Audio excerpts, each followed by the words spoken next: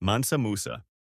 In the 14th century, in the heart of West Africa, a ruler sat on a throne built not of stone, but of gold. His name was Mansa Musa, emperor of the Mali Empire. His lands controlled some of the largest and richest gold mines on earth. At a time when gold was money, Musa did not merely possess wealth, he controlled its source.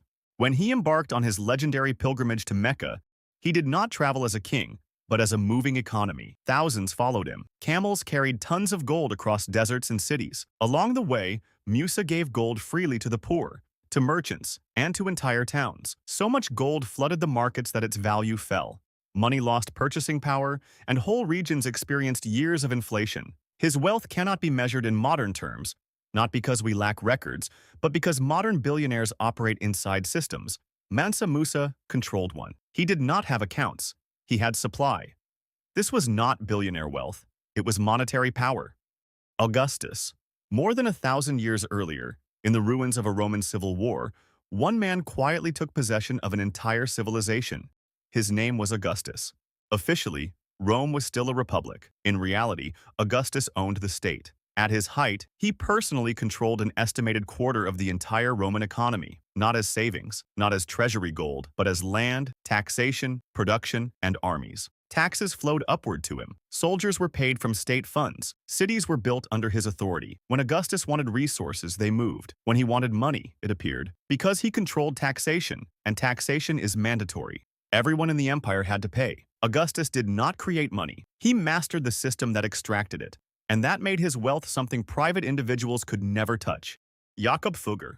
In the 16th century, while kings ruled through bloodlines and battlefields, a man in Germany ruled through contracts. His name was Jakob Fugger. He was called a banker, but in truth, he was the financial backbone of Europe. Emperors borrowed from him. Kings depended on him. Entire wars existed because Fugger financed them. When rulers needed armies, they needed silver, and when they needed silver, they went to Fugger. He did not command soldiers. He decided who could afford them. Through debt, he gained mines, land, trade monopolies, and political influence. While kings fought over borders, Fugger controlled the flow of money between them.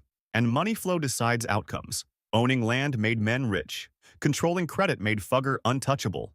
John D. Rockefeller. Centuries later, as the modern industrial world was being born, a bookkeeper from Ohio saw power not in invention, but in control. His name was John D. Rockefeller, founder of Standard Oil. Oil was becoming the lifeblood of civilization. It powered factories, ships, railroads, and cities. Rockefeller did not try to compete in oil. He tried to own its movement. By the 1880s, Standard Oil refined nearly 90% of all American oil. If oil moved, it moved through him. He crushed costs, absorbed rivals, and forced railroads and suppliers into submission. Markets did not function around Standard Oil. They functioned through it.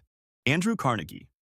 At the same time, another man understood a different form of dominance. His name was Andrew Carnegie. Steel was not a luxury. It was the skeleton of the modern age.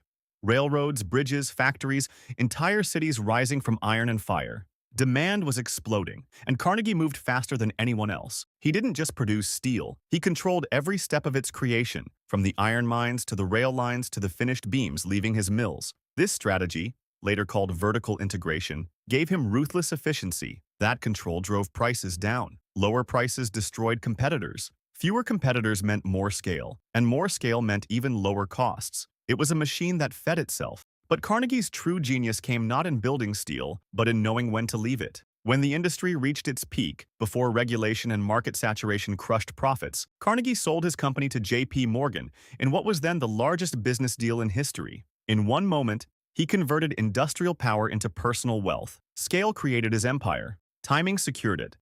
Elon Musk. In the modern era, power no longer comes from mines or factories. It comes from systems of expectation, networks of belief, capital, and technology that shape the future. No one shows this shift more clearly than Elon Musk. Musk's wealth does not mainly come from salary. It comes from ownership. He holds large stakes in companies building future infrastructure, transportation, energy, space, satellites, and software. Most of his fortune exists on paper, in shares, in valuations, and in belief. When these systems grow, his wealth multiplies. When confidence drops, it can fall just as fast. This is the trade-off of modern power, extreme leverage, and extreme volatility. Because of this structure, Many analysts see Musk as one of the people best positioned to potentially become the world's first trillionaire, driven not by income, but by compounding ownership. Unlike income, ownership has no clear ceiling. You can only earn so much. But systems can scale for decades. Musk does not optimize for cash flow. He positions for control, because income pays the bills. Ownership shapes the future.